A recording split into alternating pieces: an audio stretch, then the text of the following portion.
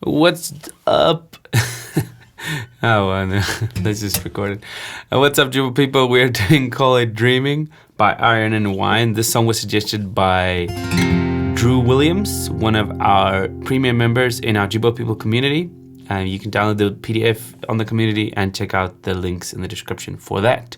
So this song is in Dadgad tuning, just tuned a whole step lower. So then the tuning is C, G, C, F, G, C.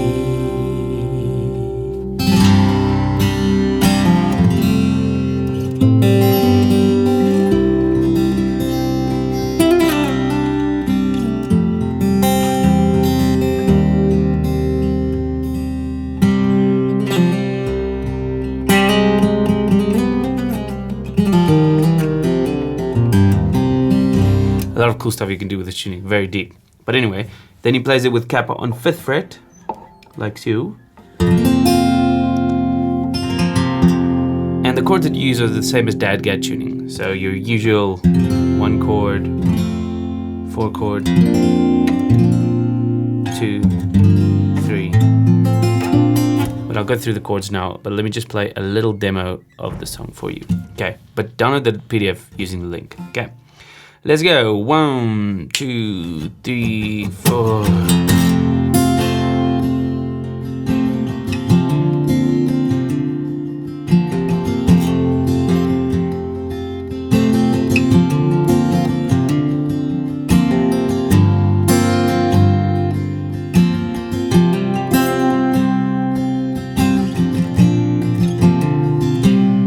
I'm just rushing through some of the parts.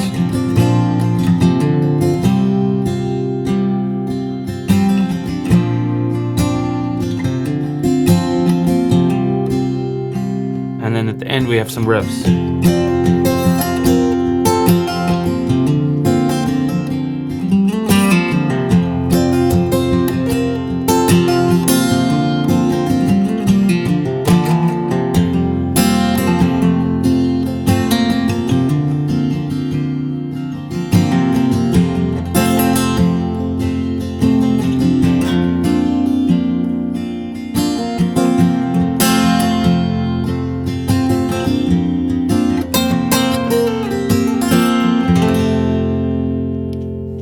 So a lot of this song has to do with the feel that you work through.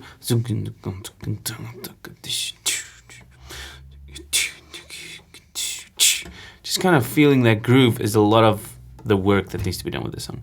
So I'm going to take you through the chords first, and then we're going to go through the strumming pattern, and then through the chord progressions of the song. Now, I've chosen to think of the song as numbers, because that's just less confusing than giving it the actual chords names that there are. But if you want the numbers, write it down. 1 is F. 4 is going to be B flat. And 5 is going to be C. Right? C. 6 is going to be D minor. 3 is going to be A minor. 2 is going to be G minor. All right, and the rest you can figure out from that, some of the slash chords. So the first chord that we have here is the 1 chord, okay? So this is going to be the F. And then you play like that. You can also do it just with 1 finger, but he definitely has this note in.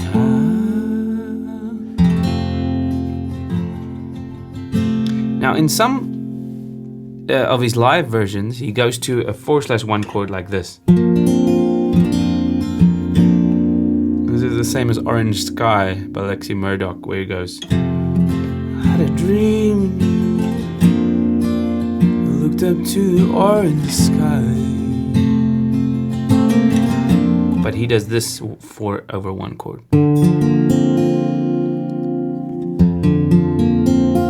Oh, beautiful, beautiful chord, just 1 finger.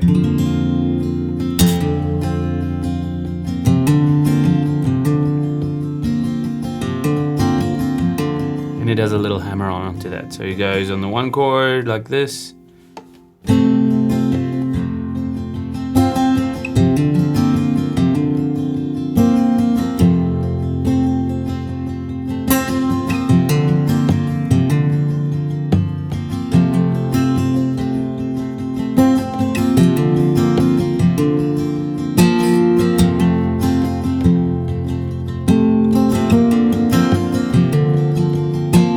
very lazy playing, and once you do lazy playing, then you can kind of get the grip of this song. All right, so that's the main chords, the main two chords throughout the whole song.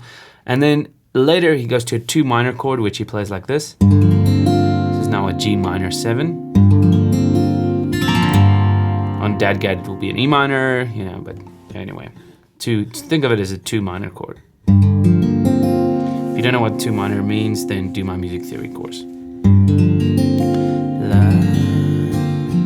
Going to the 5. So that's a 2-5 progression.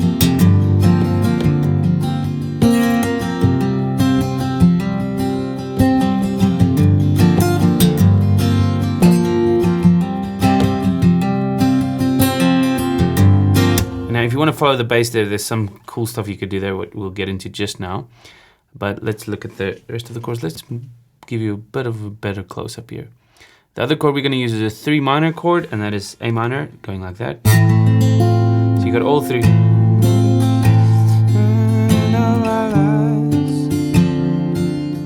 So that's a... You could play that just with those 2.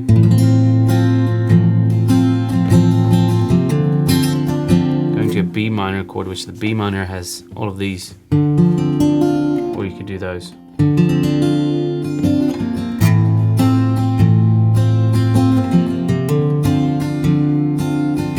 So that's a C minor. Oh, sorry, 6 minor chord.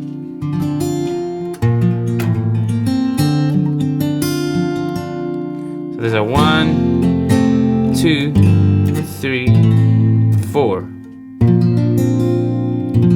4 chord, and the 1/3 he uses in the key EXP version, not in the original. So that chord.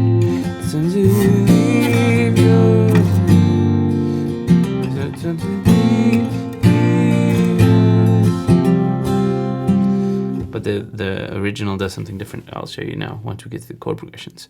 Okay, so if you've mastered those chords, let's go on to the strumming patterns of the song, which the main feel of the song switches between these 2 feels, like down, down, down, down, down, down. That's the strumming pattern over here.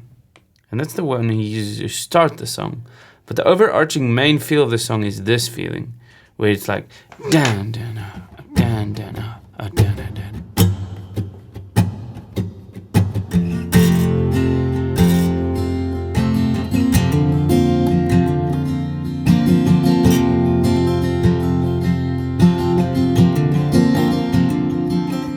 So if you can do it like just with that strum pattern, then the whole song will work.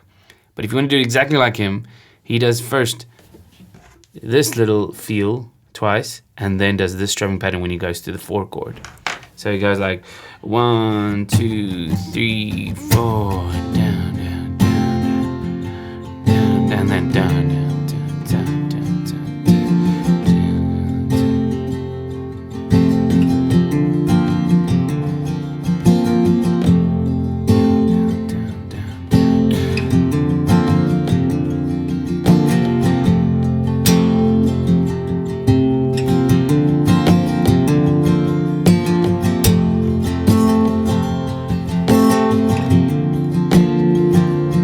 that was wrong. So on the 4 chord you're going to do, and then 1, 2, 3, 4, 1, 3, 1, 2, 3, 1, 2, 2, 3, 4, 1, 2, 3, 1, 2, 3.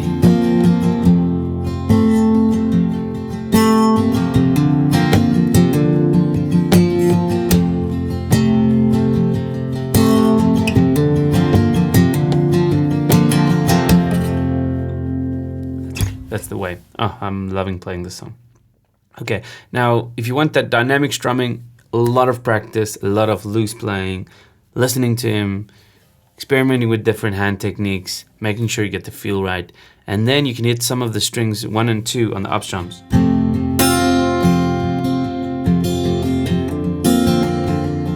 So I kind of use my, like a do kind of thing, strumming with the thumb, and up strums with the index finger. So down strums with thumb, sometimes up strums with thumb. It's a very...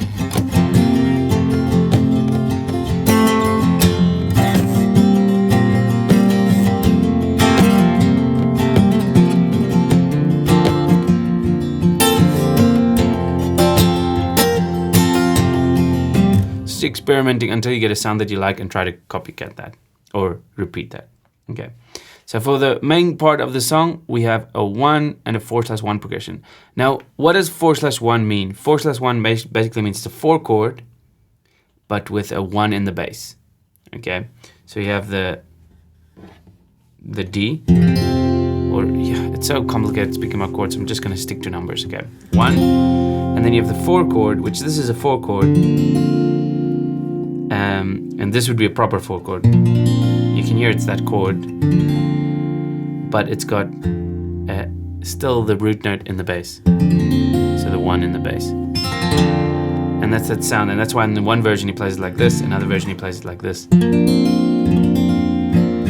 and that's a bit more pronounced 4 chord. This is just subtle 4 chord because of the combination of these notes.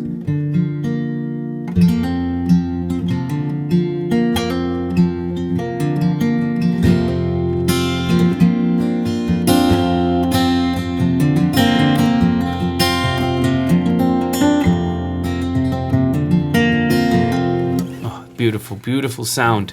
All right, then in the chorus, so that just repeats throughout the whole song. You can play it one of 2 ways. You can play it like this to there, or you could play it like this to there,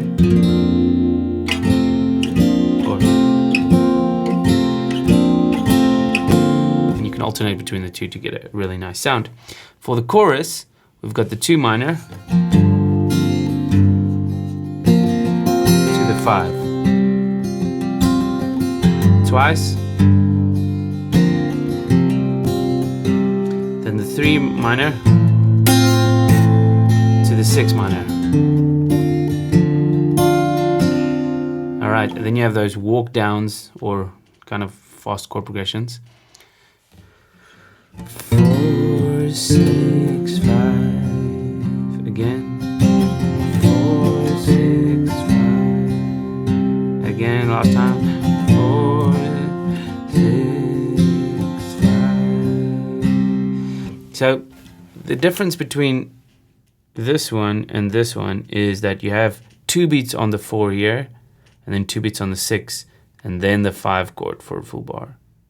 Here you have ding, ding, ding, and then you have ding, ding, ding. I hope that makes sense. So let me play this whole part for you. 1, 2, 3.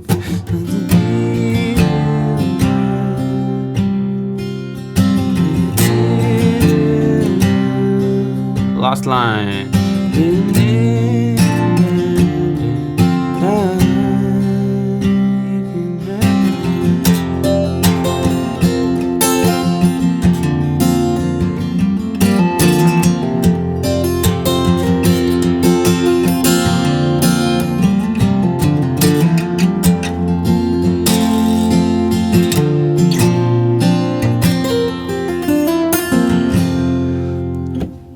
Okay, started showing off there. Let me quickly show you the riffs that they play, which is, it's probably recorded with 2 or more guitars, but let's try playing it with 1 guitar. So if you don't think about the capo, index finger on the 12th fret, the 2 dots is. That's where I like to play this riff. So I can just go.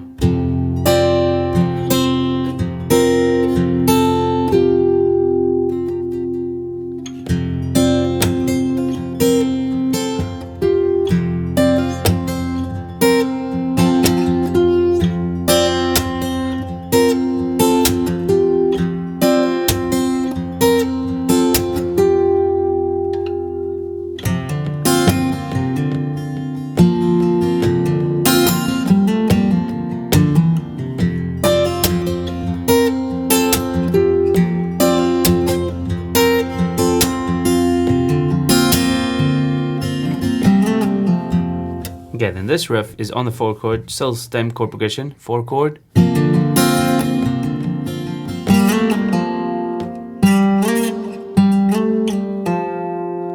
So 4 chord. 1, 2, 3, 4.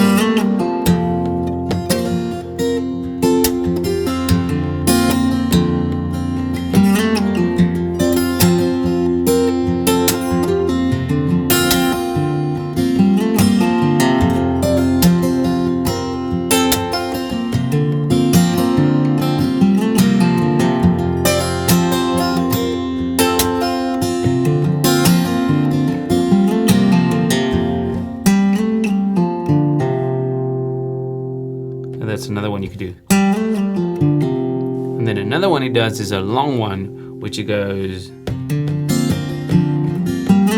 know.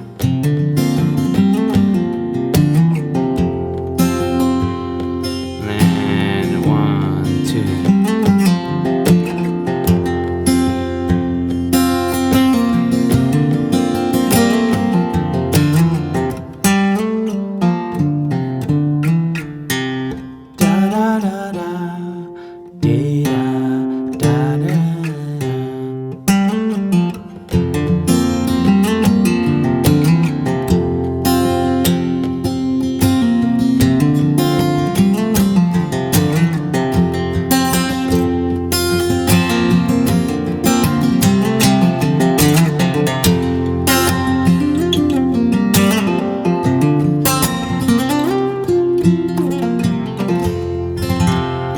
There's so much you could do with this song. It's really fun. Just keep playing with it. Now,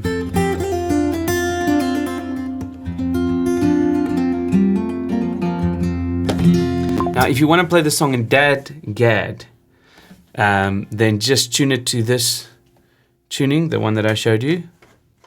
Well, tune it to Dad Gad, and then put your kappa on 3rd fret, and then everything is the same. Okay. So the only positive thing about tuning this low is all your strings are tuned down. So nothing is like the original, and that means that everything is looser. So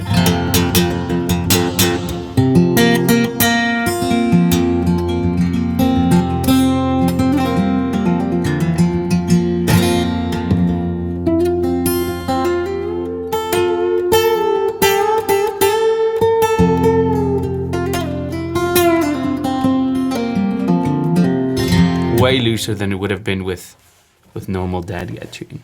So that's probably why he does it, just to get that really sloppy sound, that really relaxed sound. Okay, thanks for this song, Drew. Once again, cheers.